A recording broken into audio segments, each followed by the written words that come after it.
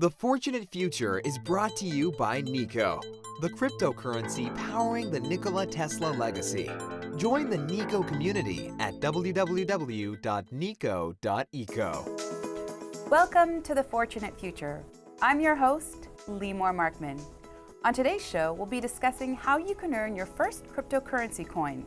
Instead of exchanging your Canadian dollars, you can trade your lightly used clothing you no longer wear for your first cryptocurrency coins.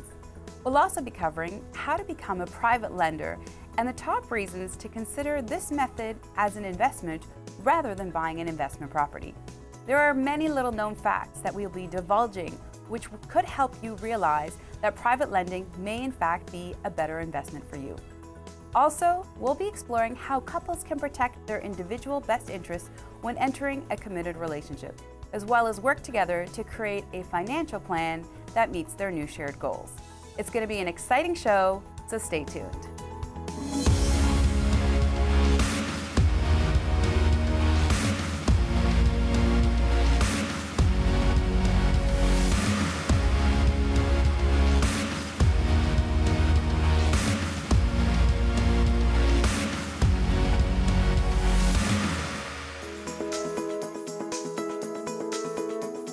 One of the most unlikely ways to enter into your first cryptocurrency transaction is by donating your lightly used clothing to those in need.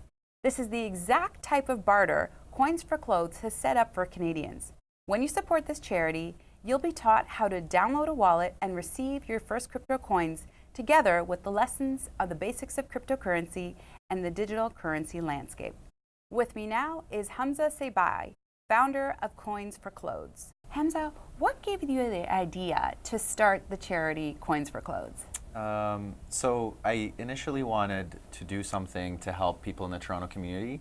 We were going through a bit of a cold winter, and I thought, wouldn't it be awesome to do something for people living on the street and incorporate cryptocurrency to that? Absolutely, and you're definitely a big crypto fan. I see the shirt, which is fantastic. Sure, yeah. And so how did you come up with the idea then to give crypto or to educate people on the crypto world?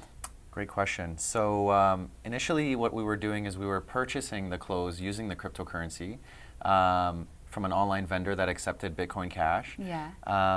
But then I thought, instead of doing that, why don't I find a way where I can actually increase sort of the amount of product that we're able to buy while incorporating day-to-day people into the equation. Right. So I figured instead of buying brand new clothes using cryptocurrency, why don't I buy gently used clothes from people in the community? Right.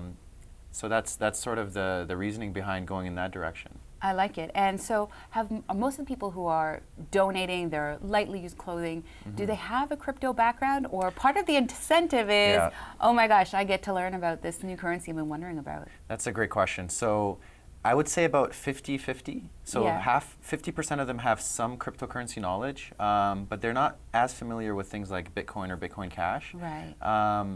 Whereas the other 50%, they may have heard of cryptocurrency and they've been excited and wanted to get into it. There's just been so many barriers for them to enter. And really what we do is we make it super easy. The only barrier to entry is that you need to have some gently used clothes. And I think I'm sure everyone could dig that up, right? Right. So that's really the only barrier for them. And then we offer education. So we help them, we walk them through the process of setting up a wallet and educate them on how to store their crypto safely and what to do with it also. Yeah, so I mean, someone comes in, they bring their clothes, you help them download the wallet, you teach them the basics. It's pretty exciting. Fantastic.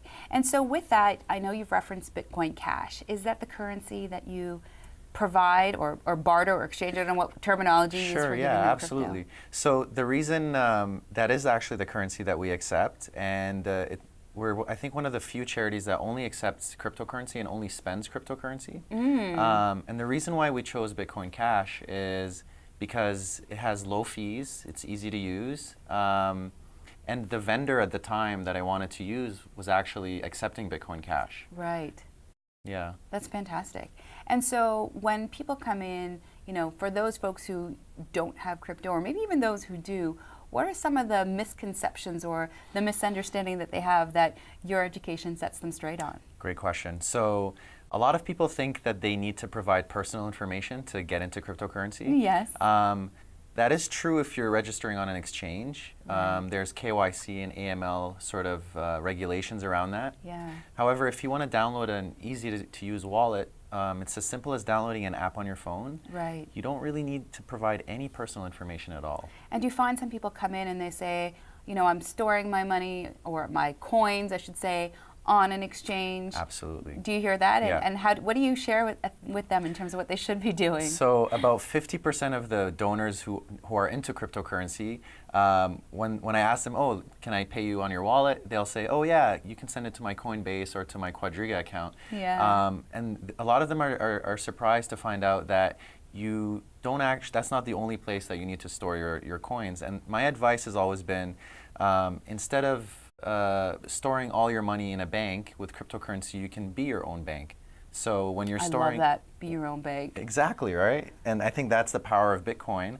And if you're storing your money on an exchange, there are some risks potentially. So if the exchange were to be hacked, or if they face some sort of pressure from governments, they could be shut down.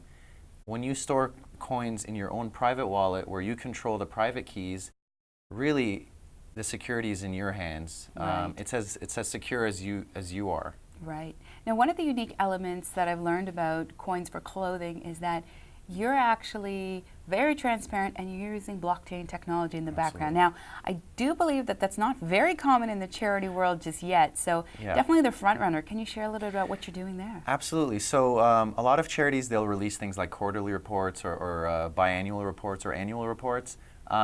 It's never really clear exactly where all the funds come in and where they all go. The nice thing about cryptocurrency is that every transaction is registered on the blockchain. So if you go on our website, you can actually track every single donation that we've received, from the 1 penny donations, which we've received sub-cent donations before, to the $2, $3, $4, $500 donations.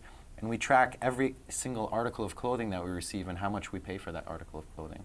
Wow, that's fantastic. Definitely a level of transparency that allows people to really see where the benefit is and where the quality of their donation is going. So, absolutely. So I believe at the moment you are based in the GTA area. My question is, what are your thoughts for expanding nationally? Because this is such a great idea. Yeah. And there's people all across the country with a closet full of clothes that they would happily donate. Absolutely. So we're currently have something in the works where if you live in Canada, you will be able to donate clothes as long as you document the process following a few certain steps, and you'll receive your cryptocurrency remotely. So fantastic. We're sort of starting to work with a few people to pilot that right now. Yeah. I'm not sure when this will air, but potentially by the time it airs, folks all around Canada might be able to start earning cryptocurrency while doing a really great service for their community. That's fantastic. Well, you're definitely quite the visionary, and it's pretty amazing that you're not only creating a win-win for people who need clothing, but for also those who are wanting to learn about crypto. Is there another element to this win-win-win that maybe I'm missing, or you can elaborate on? Sure, yeah. So part of the reason why we switched to buying gently used clothes was, people in the Bitcoin Cash community, they're very generous, but I wanted to create even more incentive for them to donate. So, if we're educating people on crypto and we're encouraging people to download crypto wallets and use Bitcoin Cash, those donations are going to flow in even more. Right. So then the donor gets, the clothing donor gets some Bitcoin Cash. The people donating Bitcoin Cash can see their currency gain more adoption, and the charities and the people that they're helping are also winning in that front. So really, everybody every single person is incentivized to be a part of this charity. And I think that's really part of what Bitcoin and Bitcoin Cash is all about, is creating incentive models where things can just grow naturally. Well, I want to congratulate you, because what you've put together is not only a win for everybody, but definitely evolutionary in terms of educating people on crypto and keeping people who are cold or on the streets warm and bundled up. So congratulations, and thank you so much for being here. Thank you, Limor. Thanks for having me. Yeah, just keep up the great work. Thank you. As you can tell, there are no limits on creativity when it comes to how cryptocurrencies are being used and serving others.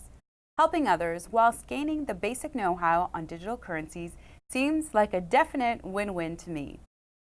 Coming up after the break, we'll be discussing why you may want to consider private lending as a form of real estate investing instead of qualifying for the mortgage yourself.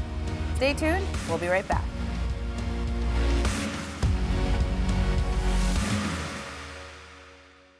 The Fortunate Future is brought to you by Niko, the cryptocurrency powering the Nikola Tesla legacy. Join the Niko community at www.niko.eco. Nikola Tesla was an inventor and futurist who helped shape our world. Nikola Tesla Unite Limited was formed to advance his visions of making the world a better place for all. Using a cryptocurrency called Niko, Nikola Tesla's legacy is being taken to new places in ways never before imagined. Niko is the center of a digital economy that brings like-minded people together. Those who believe in the vision of Nikola Tesla are part of the Niko economy that aims to empower everyone with the ability to achieve their dreams. For more information, visit www.niko.eco.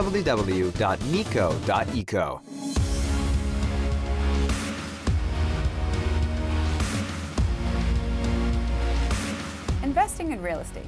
The objective is to mitigate possible risk and still maximize returns. This, however, is never a guarantee. With these aspirations in mind, investors willing to explore private lending as an approach will be pleasantly surprised at how this strategy can in fact meet both objectives without requiring you to take on the duties of a landlord. With me today is David Rod, mortgage broker and best-selling author of the book House Rich, Cash Poor, No More. Thank you so much for being here. Thank you for having me. So tell me, what is a private mortgage? Okay, a private mortgage is a relationship between a lender and a borrower. So when an investor lends their own personal cash or registered investments, TFSA, RSPs, they lend it to somebody else against their property, right? And they lend it for a set interest rate and for a set term. And I've heard you talk about this as a proven strategy. Can you tell me a little bit about that? Love to. Proven strategy, yes, because this is what the banks have been doing for years. The banks use mortgages, they lend it against real estate, and in Canada, specifically in Canada, we have a 1% or less default rate. Canadians love their home and they don't want to lose the roof over their head. So we have an opportunity to do exactly what the banks are doing? Exactly. Be the bank. That's fantastic. And so we have seen over the last year, maybe even 2 years, but as of lately, particularly, a lot of mortgage changes, a lot of rules tightening, modifications. What does that mean for private mortgages? Well, the stress test came out. The most recent one came out January 1st, 2018.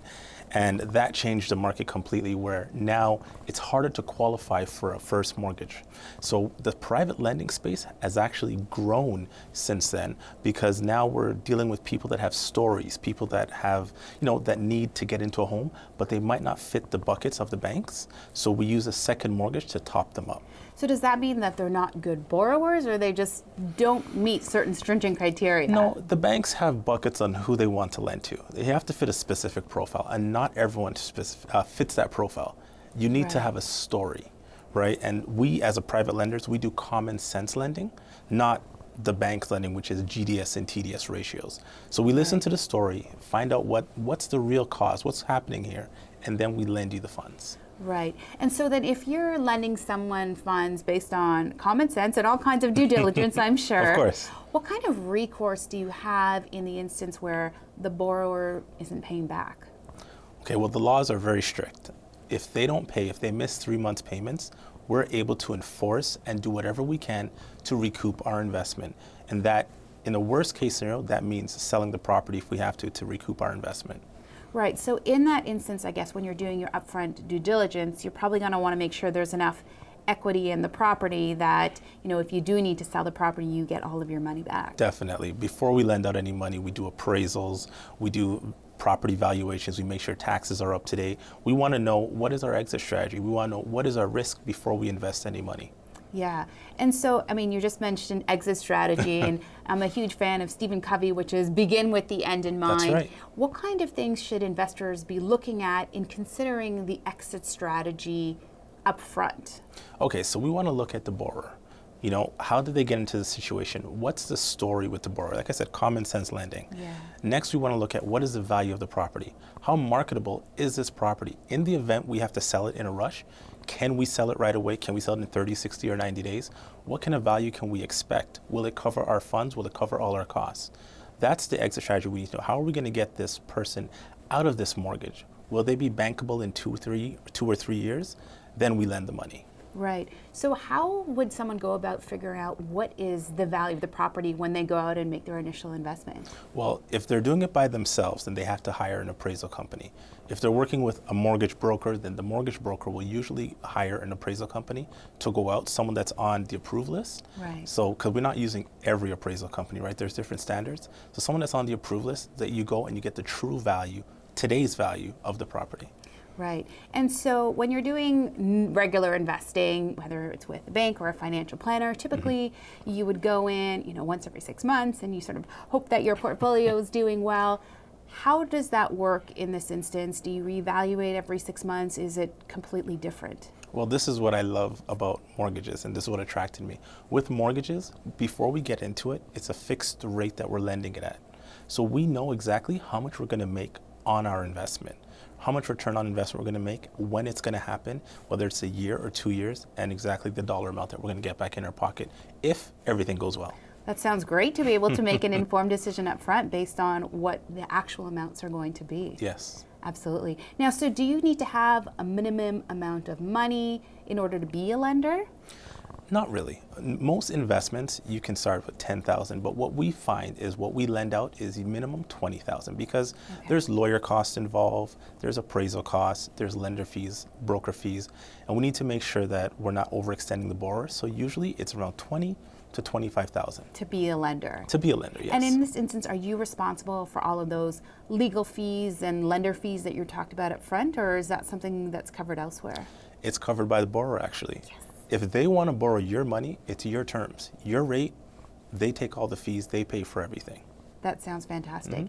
And so then, is this something that can be done with all banks, or how does somebody go about if they're interested in doing this type of investing? Okay, so there's 2 ways to invest in private mortgages.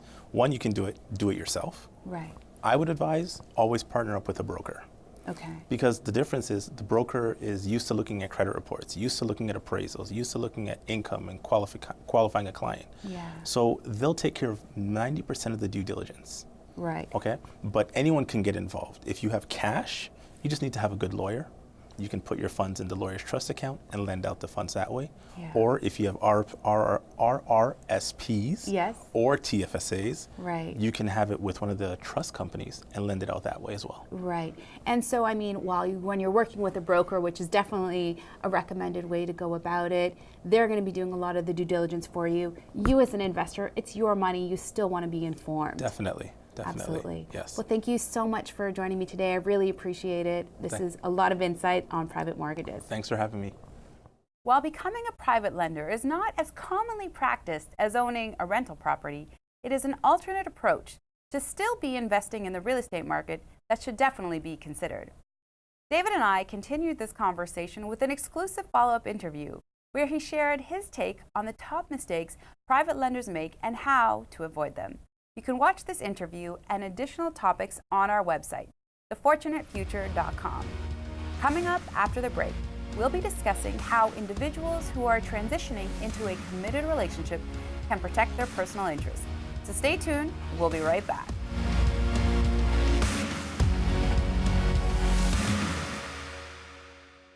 The Fortunate Future is brought to you by Niko, the cryptocurrency powering the Nikola Tesla legacy. Join the Niko community at www.niko.eco. Nikola Tesla was an inventor and futurist who helped shape our world. Nikola Tesla Unite Limited was formed to advance his visions of making the world a better place for all. Using a cryptocurrency called Niko, Nikola Tesla's legacy is being taken to new places in ways never before imagined. Niko is the center of a digital economy that brings like-minded people together. Those who believe in the vision of Nikola Tesla are part of the Niko economy that aims to empower everyone with the ability to achieve their dreams. For more information, visit www.niko.eco.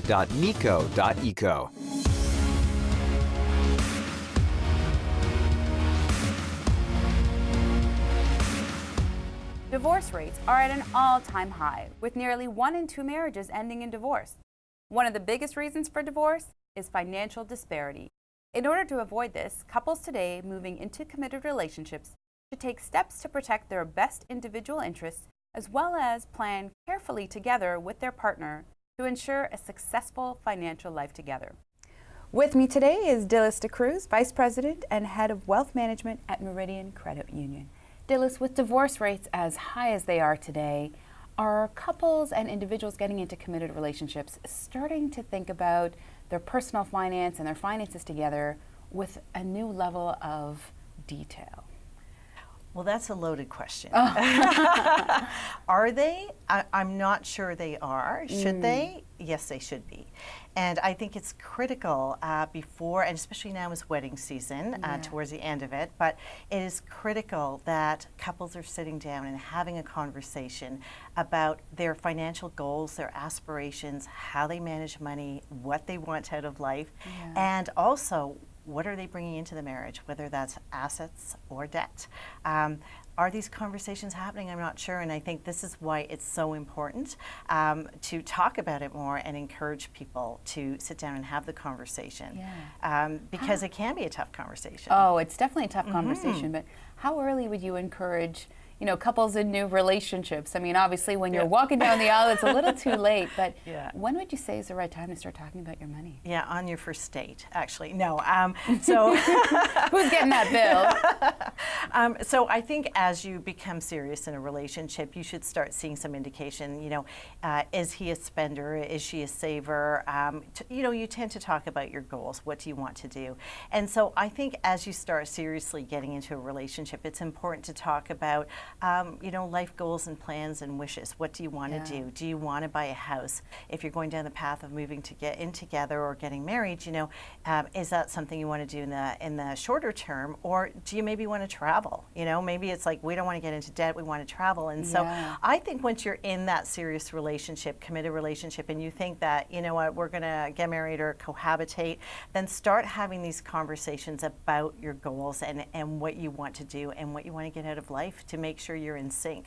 Because the worst thing you want to do is get to that point, like you said, you're way down the path and getting married, and then you're finding one person doesn't like to save it all and the other person is just wants to hoard it all away. That would cause a lot of concern.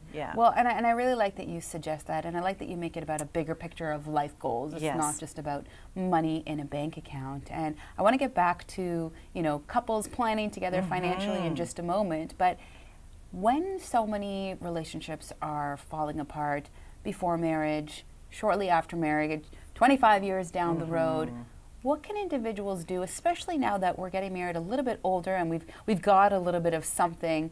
What can individuals do to protect themselves? Yeah, I'm so glad you asked that. So firstly, from an interesting stat is that 40% of women are 40% of women are out earning their husbands. And so the tide is changing, and it's imperative for couples and women to really own their financial future and kind of be informed before they get into a relationship or they get into a marriage to understand the impact. And so what are the kinds of things you need to do? Firstly is we know that people are waiting longer to get married. And so quite often younger people will say, I don't really have anything, right? Oh, I hear that all the time. We're getting married, neither of us have anything. Yeah, but here's my question. Have you been working for a while? And if you've been working for a while, you probably have a pension. And that pension is going to be of value down the road. And if your marriage doesn't work out, what implication does that mean with your pension?